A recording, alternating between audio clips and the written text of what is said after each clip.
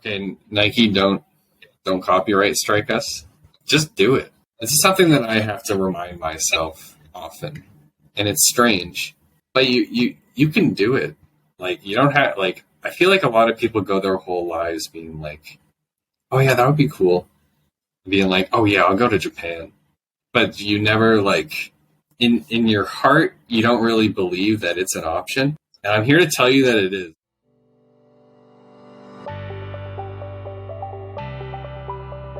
Welcome to the show, Canadians Work and Travel Abroad, a podcast by Go International Work and Travel Providers about all things to do with working and traveling overseas. I'm Tamsin Claxton, host of the show and founder of Go International. I'm also an avid international traveler. I'm so excited to be joined today by a guest named Cole Murdoch. Welcome, Cole, to the show. Cole is joining me all the way from Japan. Cole has just recently set off on his 1 year abroad experience, and he's chosen to do that in Japan. Cole, thank you for joining. And can you tell us a little bit about yourself and, you know, what you were doing before you left Canada and what made you choose to go to Japan? Nice to meet all of you, lovely viewers. Before coming to Japan, I was halfway through my degree at Humber College for the trumpet, the Bachelor of Music. I was enjoying it a lot. I was working as a trumpet player. I was having a lot of fun.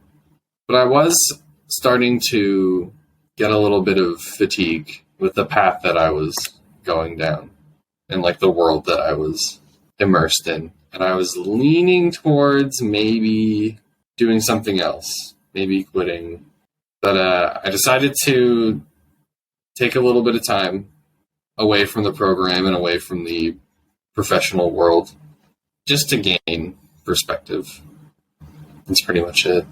That's actually a really common thing. A lot of people will take a break. There's no point in going on in a direction when you're not sure it's the right direction. So always great, as you say, to do something different and get a perspective, step away from what you were doing. And then sometimes when you look at it from somewhere else, you put a little space and distance between yourself and what you're doing. A lot of distance.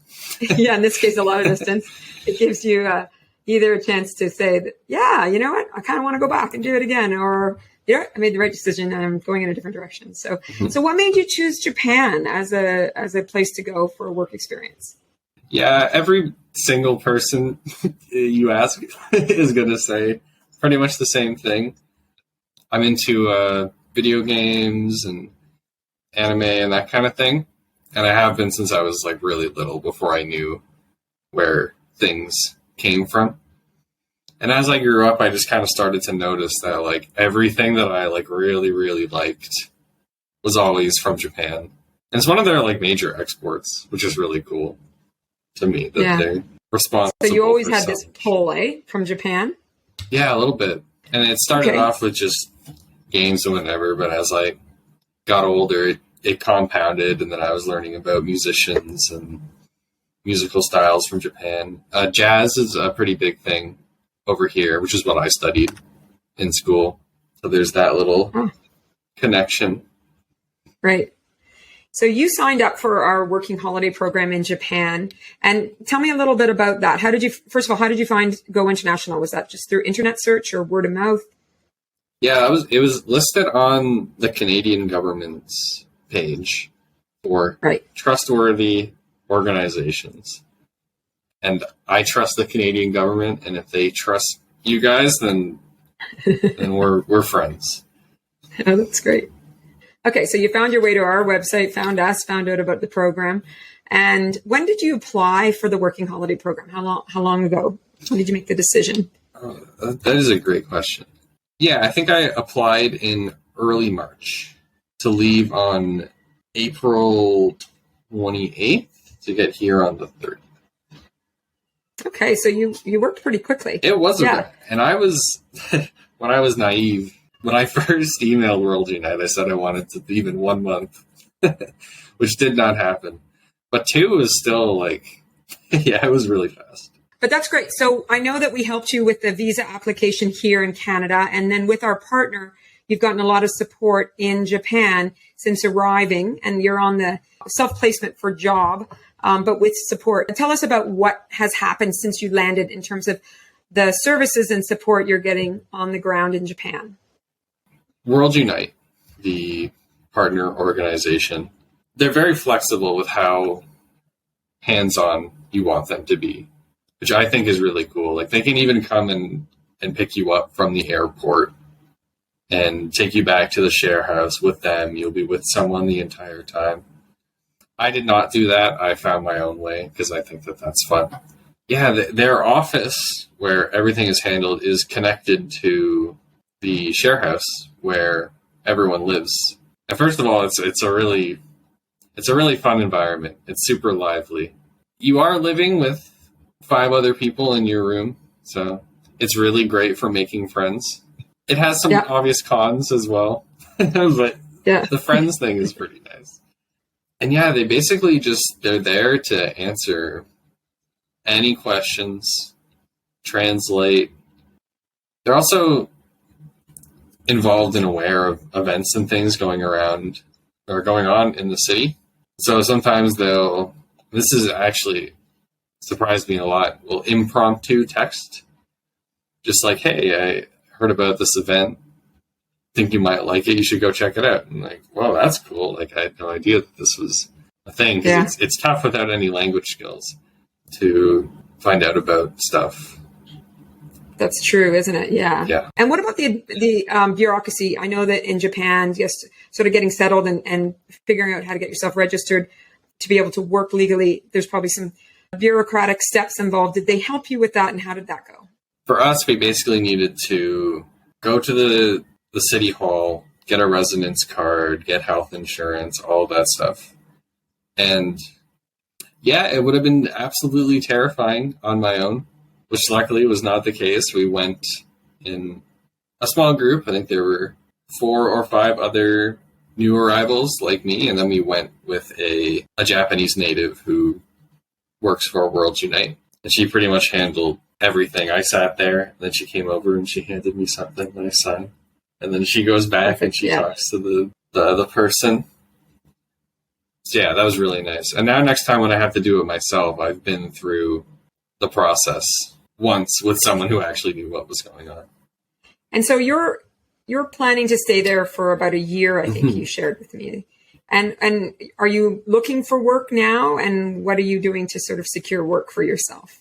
Yeah, right now I am in the process of redoing my resume, sending it to them, getting it translated. All of the same job searching resources that exist in Canada do still exist over here. Indeed is popular here, which is nice. That's the one I'm used to. Yeah, I'm pretty much just getting settled. I'm not trying to rush in to anything. Want to find something that accommodates my lifestyle here. And you started with some language lessons that you booked with Go International. Can you tell me a little bit about that? How was that for you? I started, I think, 3 or 4 days after I landed, and they were in person, which I was very happy to learn. Having the experience you've had so far, what advice would you give to listeners, Canadians who are maybe thinking of going abroad for the first time and specifically going to Japan for a work and travel program? I think I would say, okay, Nike, don't copyright strike us. Just do it. This is something that I have to remind myself often, and it's strange, but you can do it. Like, you don't have, like, I feel like a lot of people go their whole lives being like, oh yeah, that would be cool. Being like, oh yeah, I'll go to Japan. But you never, like, in your heart, you don't really believe that it's an option. And I'm here to tell you that it is. Like, you can get on a plane and you can go to other countries if you're an adult and you have the fiscal means to make it happen. Like, I'm 22 years old, and it's taken me years of being an adult to realize just how much freedom, especially as a Canadian, we're so lucky to have the passport that we have. But especially if you're feeling like you're stuck, like I was, just remember that, like, okay, I don't want to speak for you, but I had only lived in one country, one province within that country, and one city within that province. And that was my entire world. Was probably the first, like, quarter of my life. One day it just hit me that like there's so much out there and there's nothing stopping you. If you overcome the things that may or may not be stopping you, there's a lot to see out here. And it really is doable, especially with a little help. You just gave me goosebumps. Like, that's just beautiful what you just said. And it's so true, right? A lot of people talk about wanting to go abroad, but I think they have a fear or they have a lack of confidence that they could do it themselves. They think other people can do it, but they can't. And as you said, I mean, anybody can do it. And even if you have fiscal issues, there's a way to overcome that too, right? I interviewed someone else on this show who talked about how she saved for her experience. She didn't have access to that money through her family, so she had to work and save for it. But she had a goal in mind and she worked hard to save the money and then went and did what she wanted to do. And now that's spun her off that she's going to go do a semester abroad, and it's changing her life. I think people would want to know, like, how much do I need to have saved in order to do an experience like this, going to Japan? I mean, obviously it depends on how quickly you look for work and what kind of job you get when you're there, how much money you're going to need. And we do have the option of getting a job before you leave Canada for people who want to work in a ski resort in Japan. But in your case, arriving in Tokyo and choosing to do the program where you look for work with support on the ground, what roughly what was your budget, or what would you recommend people have as a budget? So when you apply for the visa, you need to give them a bank statement as well. And I think the number is 2,500 or 3,000 Canadian you need to have in your bank account when you get there. Right. I've actually found it, aside from rent is very expensive in Tokyo. I think that a lot of things are cheaper here than in Canada, namely food, depending on your tastes. Like right now, I'm living near I love my neighborhood here, but I'm living near this really cute, like, shopping street. And yeah, if you're willing to talk, and they're super friendly. I shouldn't say willing like it's a bad thing, but if you're adventurous and you can talk with locals selling fruit and meat and things on the street, I think you can eat for very cheap. If somebody was planning to do this, roughly what amount do you think, having lived there? Like you've just said, rent's expensive, but the food's not expensive. So, is like, what's rent like in Tokyo compared to, say, Toronto? It is probably fairly close to Toronto.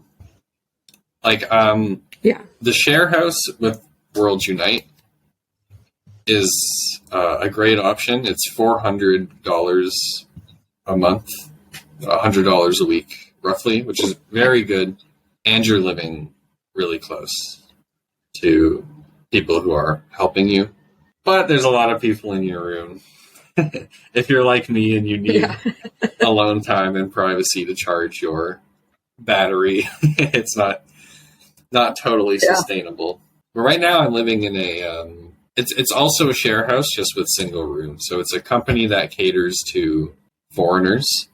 And it's cheap. You do get what you pay for. I have like a 20-minute walk to the nearest train station right now.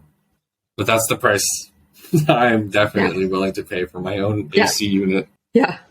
But as far as that's great, how much money you really need to save up, I would wager that like the 3,000 Canadian dollars that you have if you come here and that was your benchmark will last you at least 2 months, 3 if you're frugal. And I think, you could get away with not working at that minimum benchmark. Yeah. And if you start working sooner, you're making money and you're supporting yourself, right? And I have not started working yet.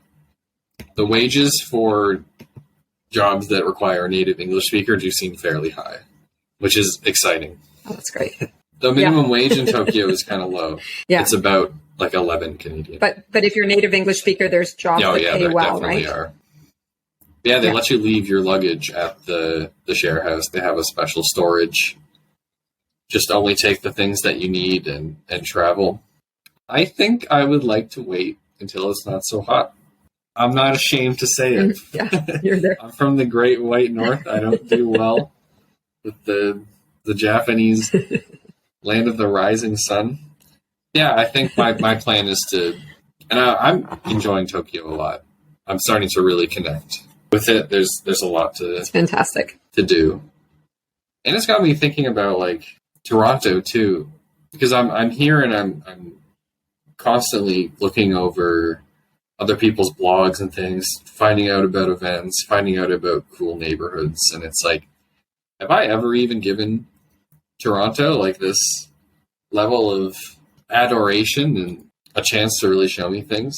So yeah, it's been a really cool experience to be in a new city and like learn how to be in a new place. And I think I can take that mindset even back to familiar places and revisit them. That is such an interesting reflection. And you're right? Yeah, I mean, once you've been away, you might look at Toronto differently and say, wow, how would I experience Toronto if I was a foreigner coming here to work here? And, and suddenly you see the city a lot differently. I think we walk by things with almost blinders on when we're born somewhere, and we don't appreciate, and we don't see the changes that happen in the city we live in, and then somebody comes with fresh eyes and shows you things that you'd never seen before, or you go away like you did and suddenly realize what it's like to experience and to investigate a city and look for events and look for, cool little neighborhoods and things. Yeah. No, I do definitely plan to travel, but Tokyo is like, it's a super city like that. It's earned the title. There's a lot to do. I had the chance to go to Tokyo in January of 2020, just as COVID was breaking in Asia. I was in Tokyo. And yes, you're right. It's an amazing city. It's a city that never sleeps. It's so vibrant. The people were so friendly, so welcoming. The food was so interesting. Some of the best food I had was street food. Just going to some of the markets. And then finding these restaurants that were 6 stories down on levels below ground. And it was great. It was great. I think this has been a great share, and thank you so much. And I want to wish you all the best in your coming months ahead as you explore more there, and good luck with the job search, and thank you for sharing your experience with everyone. I'm happy to help.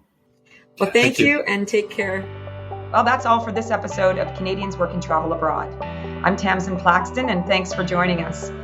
We would love to hear from you, so if you have feedback or ideas of other topics you would like us to cover in new episodes, please contact us. Our email address is programs, programs, programs @gointernational.ca. And if you want to learn more about the programs we currently offer, please visit our website, www.gointernational.ca. And in order to help us find more Canadians and share this information, please like and review this podcast. We want to get the word out. Thanks so much.